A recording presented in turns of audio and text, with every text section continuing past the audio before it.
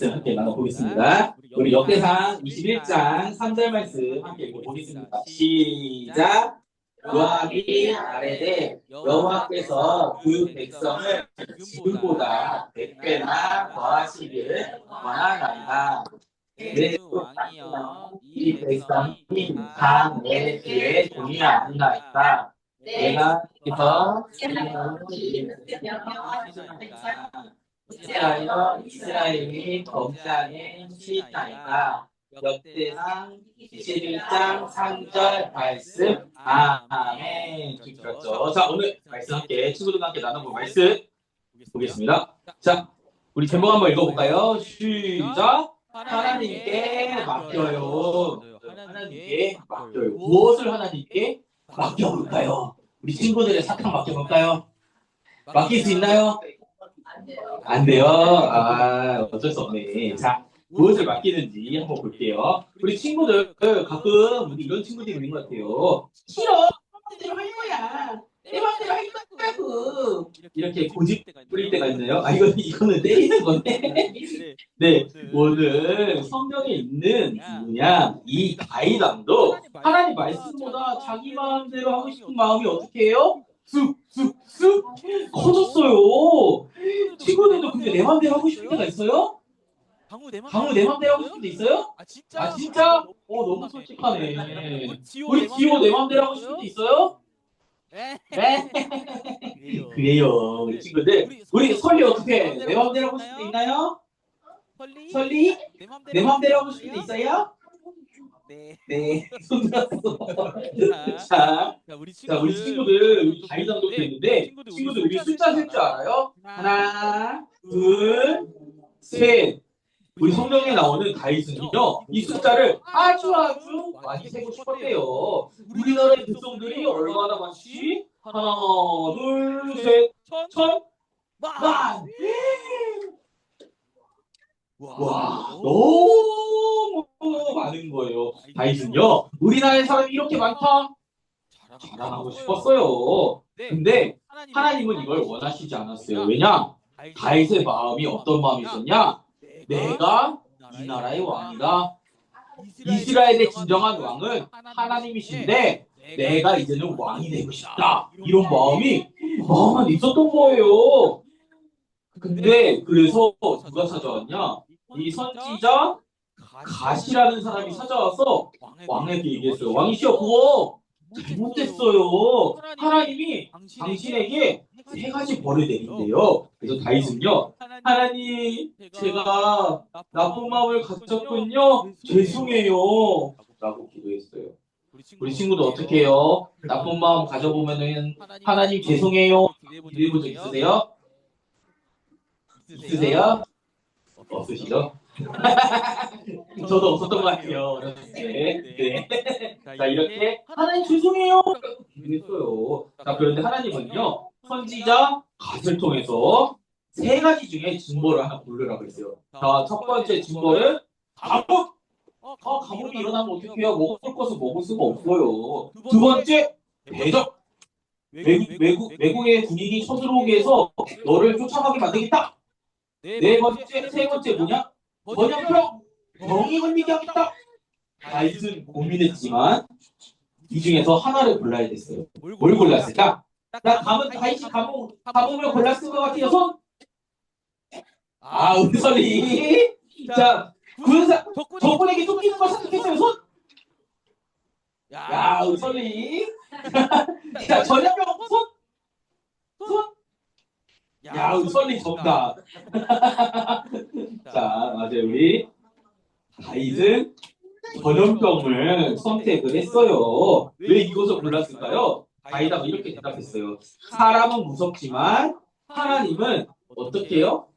아주 사랑이 많으신 분이에요. 저는 그러니까 하나님 손에 벌을 받으려고 한 거예요. 다윗은요, 벌을 받는 순간에도 하나님이 자기를 사랑한다는 것을 믿었어요.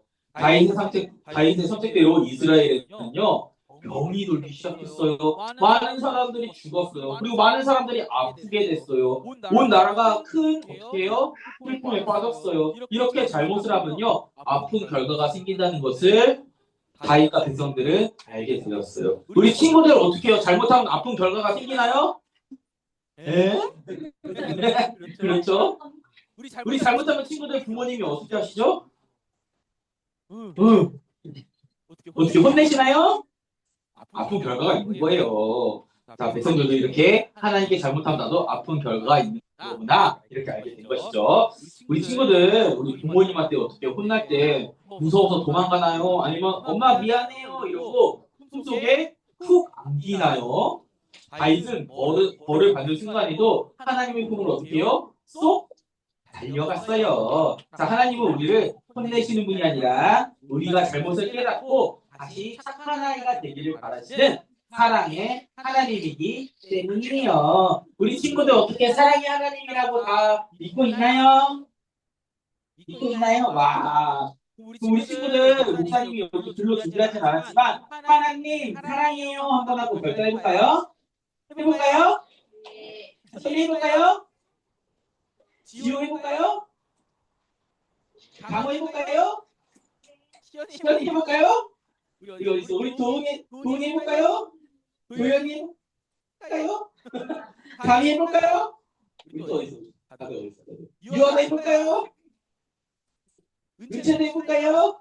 네, 제가 대신 대답했어요. 자, 우리 하나 둘 셋 하면 하나님 사랑해요 이러고 마무리 해볼게요. 네, 하나님 사랑해요. 하나 둘 셋. 하나님 사랑해요. 우리 하나님을 사랑하는 우리 친구들이 되기를 예수님의 이름으로 축원하겠습니다. 자, 우리 부모님들을 위한 설교도 한번 시작해 보겠습니다. 자, 다윗의 인구조사는요, 우리의 현실에 대입해서 말해보자면요, 우리의 인생 진도는 누구를 향하고 있습니까? 라고도 말할 수 있지 않을까 생각을 합니다. 다윗이 인구조사를 했던 동기는요, 자신의 국력과 군사력을 확인하려는 교만이었습니다. 하나님이 아니라 자신이 왕의 자리에 올라서 눈에 보이는 숫자를 신뢰하기 시작한 거예요. 왜 그러면 다윗은요, 인구조사를 시작했을까요? 자, 답은 여기에 있습니다. 자원군에서 상비군 체제로 빌리려고 한 거예요. 자원군은 뭐냐? 이때 이스라엘은 12지파가 있죠. 12지파에게 군사를 모으기 위해서는 12지파의 수장들에게 군사를 요청하고 군사를 모집해서 올려야 되기 때문에 이 군사를 모으는 시간이 걸렸습니다. 근데 이 상비군은요, 왕의 곁에서 상시로 어떻게 해요? 있는 군사들을 얘기하는 거죠. 그러니까 자원군에서 상비군으로 전환된다는 것은 어떤 것이냐? 왕국에서 제국으로 가려는 그런 발돋움이었습니다. 그 왕국에서 제국으로 간다는 건 뭐죠? 제국들은요, 왕을 거들어서요. 그렇다면 이 나라의 왕은 누구예요? 하나님이신데 내가 하나님보다 어떻게 더 위시겠다. 자기가 의도하진 않았지만 그렇게 된 거죠. 다윗의 동기는요, 내가 조금 더 높은 자리에 있겠다. 내가 왕이다. 라는 동기가 있던 것이죠. 자, 그래서 요압은요, 이거 말렸어요. 왕이시여, 그러면 안 돼요. 하나님께서 이미 하셨는데 왜 그러세요? 요압이 원래 어떤 사람이었냐? 성경을 쭉 보면요, 되게 좀 하나님 말, 왕의 말도 안 듣고 자기 마음대로 하는 사람이었어요. 근데 그런 사람조차도 좀 이상한데요? 하나님 뜻대로 하셔야죠. 이렇게 얘기했음에도 불구하고 다윗은 어떻게 해요? 자기 마음대로 합니다. 자, 우리의 모습 또한 어떠한지요? 눈에 보이는 숫자와 데이터에 우리는요, 1위 하는 경우가 종종 있습니다. 숫자가 잘 나오면 안심하고 숫자가 낮으면 불안해하는 마음. 이 마음의 이면에는 뭐가 있냐? 다윗이 백성을 직접 컨트롤하고 싶다. 하나님이 아니라 내가 하나님을 대신한 목자로서의 왕이 아니라 내가 직접 컨트롤하고 싶다라는 그 마음처럼 내 삶과 혹은 내 아이의 인생을 컨트롤하고 싶다. 이런 마음이 있을지도 모릅니다. 그러니까 이스라엘의 왕의 진정한 모델은 뭐냐? 목자입니다. 목자는 뭡니까? 왕을 대리해서, 주인을 대리해서 양을 돌보는 위치이죠. 근데 우리 또한 마찬가지라는 거죠. 우리 또한 하나님의 자녀, 우리의 자녀이기도 하지만 하나님의 자녀를 또 하나님을 대신해서 사랑으로 기를 역할을 하기 때문에 네. 어디 괜찮아요? 현 괜찮아요? 아이고 서로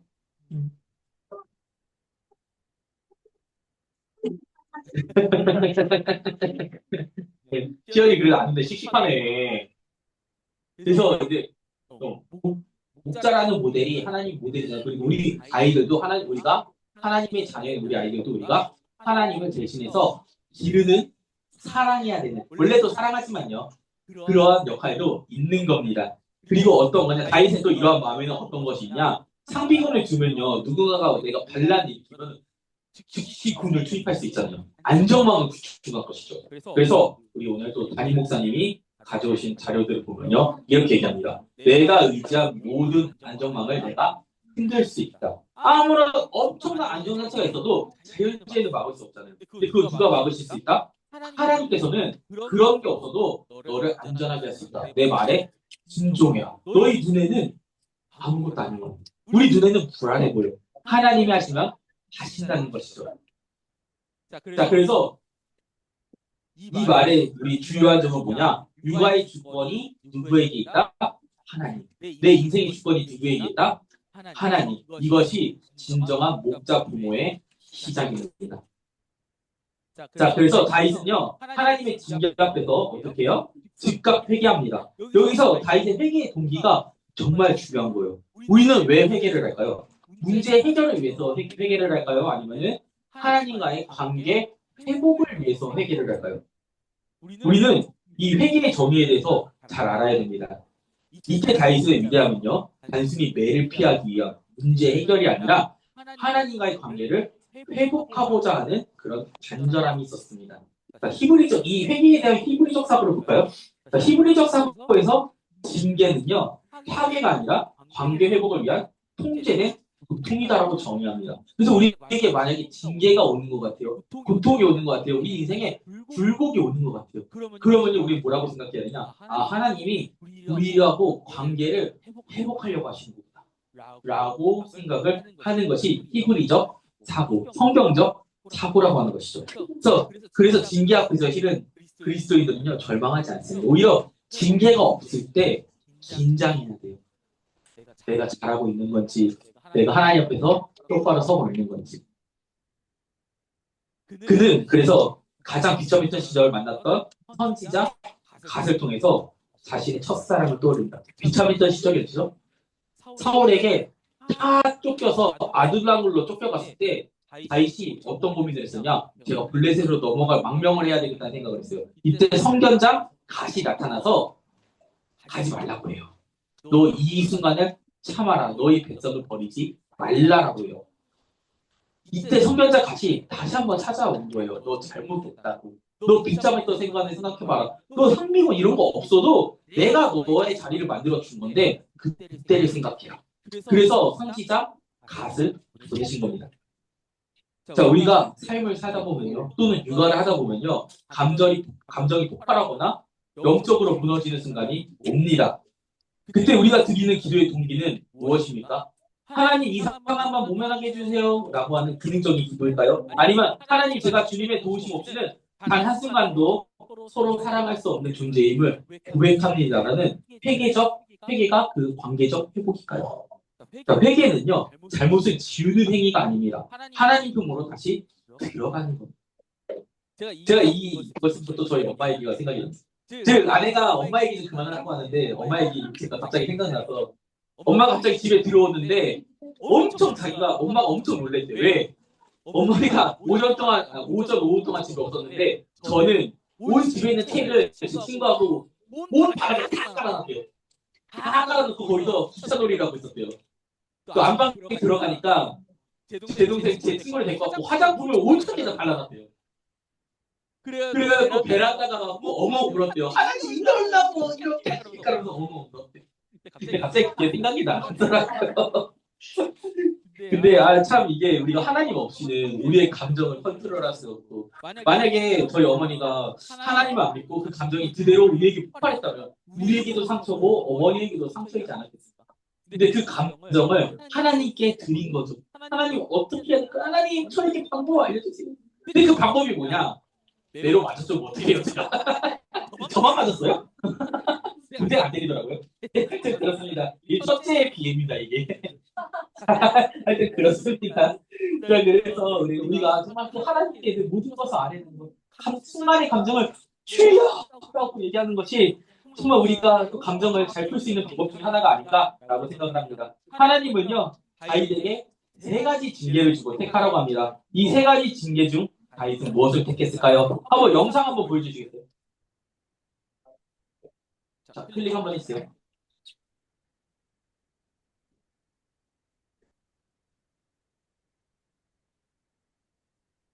스페이스 누르시면 될 것 같아요. 스페이스. 선택지는 세 가지 종류입니다. 첫 번째, 3년 동안 기근이 들 것이다. 국가의 경제력과 주요 국간의 상호관계로 잘 풀어가면 고생스럽겠지만 버틸만 했을까요? 두 번째, 석 달 동안 적군에게 패하여 칼에 쫓겨다닐 것이다.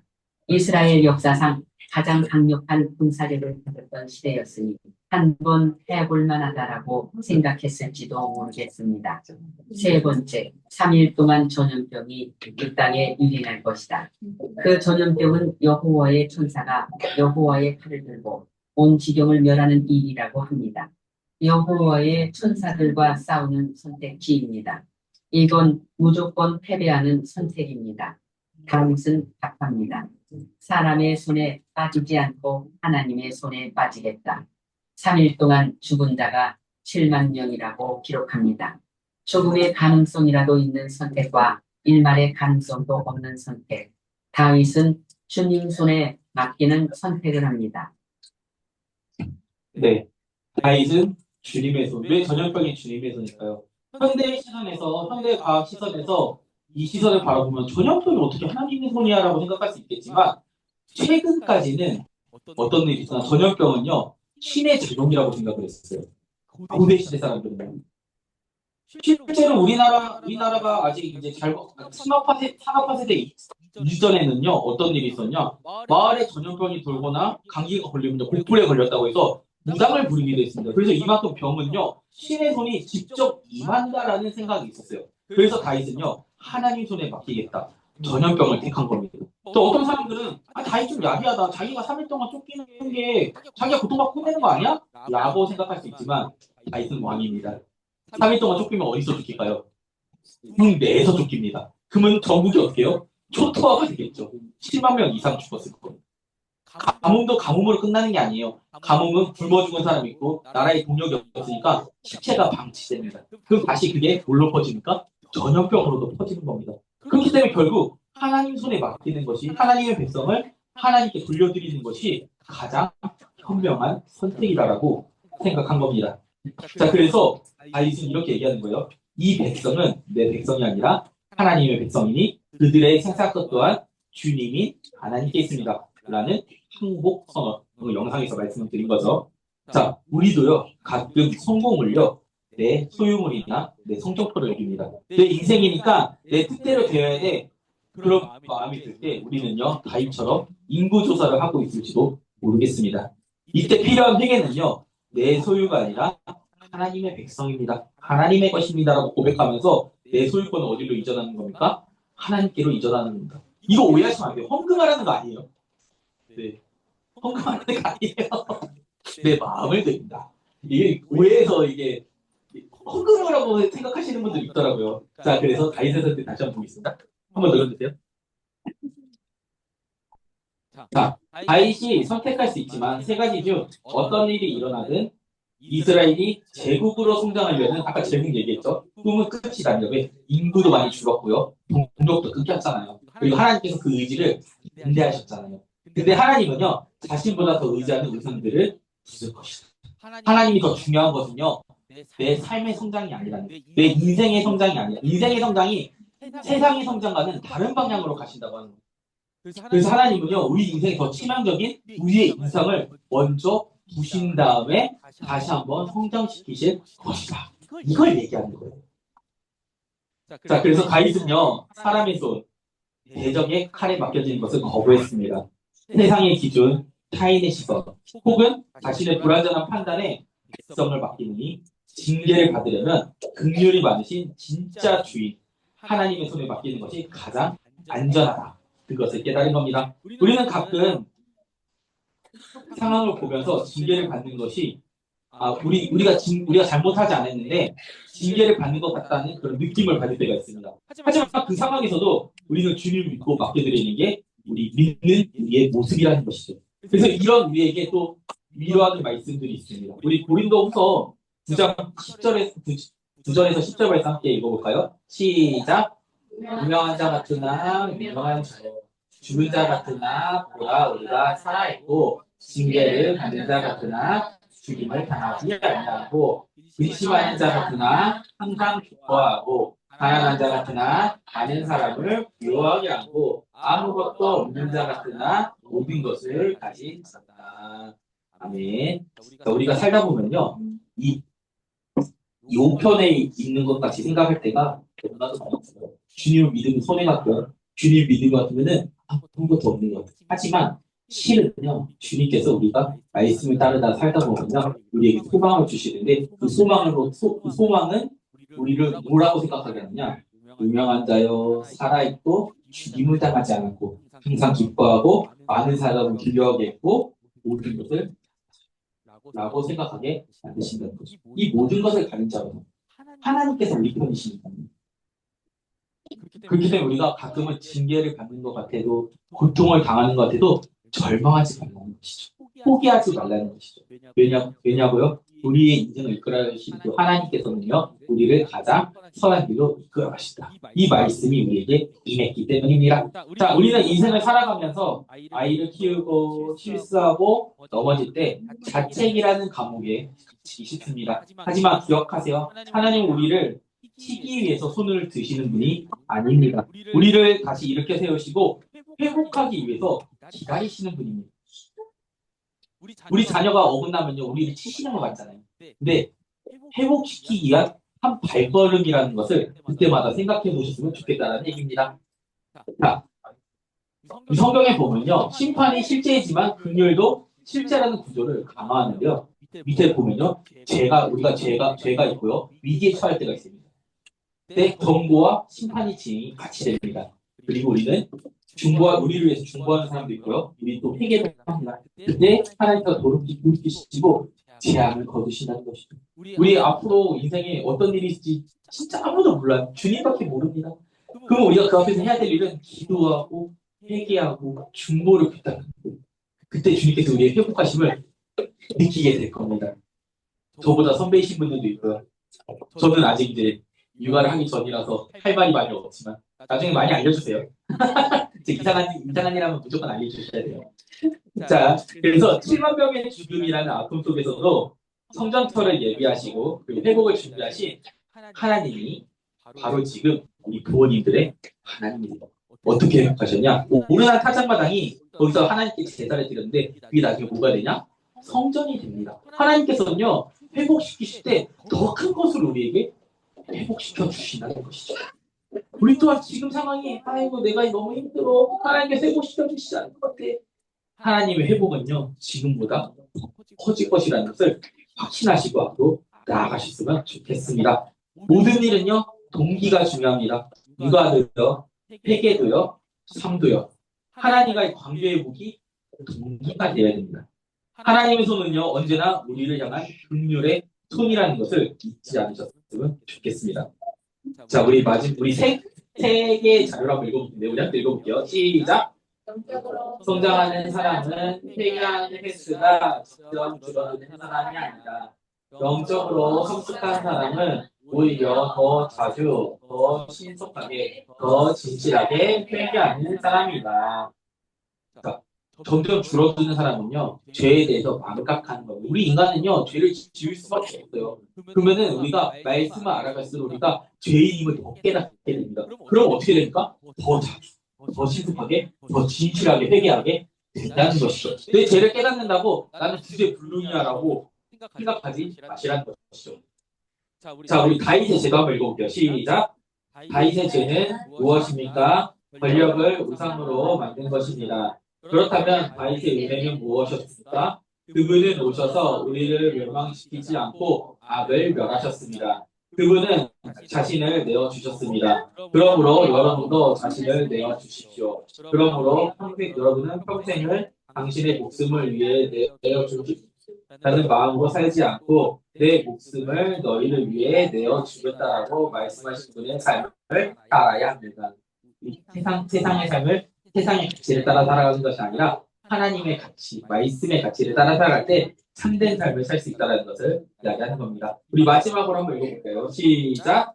하나님께서 말씀하시기를 너희가 온 땅의 기쁨이 되기를 원한다. 너희가 만국의 빛이 되기를 원하고 두려움의 대상이 되기를 원하지 않는다. 다른 나라들이 너희가 서로를 어떻게 대하는지 너희가 사회가 어떻게 돌아가는지 보고 배우기를 원한다. 다른 세상들은 권력과 그 위에 세워졌다. 너희 사회는 달라야 한다. 너희 사회는 권력이 아니라 섬김, 하나님을 섬기는 것, 이웃을 사랑하는 데 세워져야 한다. 아멘. 아멘이 아니고. 그렇습니다. 우리가 이 말씀을 보고 우리 가정이 어떻게 되어야 하는지, 우리 아이들을 어떤 바탕 위에 세워야 할지, 하나님의 말씀과 말씀 안에 있는 사랑을 가르칠 것인지, 세상의 가치를 가르치면서 세상의 가치에 속하게 할 것인지, 그것은 우리가 주님의 손에 맡겨드려야 된다는 것이죠. 우리 오늘 이 말씀을 보면서 우리 아이들, 내 이성과 내 생각을 주님 앞에 내려놓고 주님 손에 맡겨드릴 수 있게끔 도와달라고 우리가 그렇게 기도하는 그런 한 주가 되었으면 좋겠습니다. 이렇게 기도하겠습니다. 우리 아이들을 안아주시는 분들 기도할까요? 우리 아이들이 정말 주님 손에 맡겨드립니다.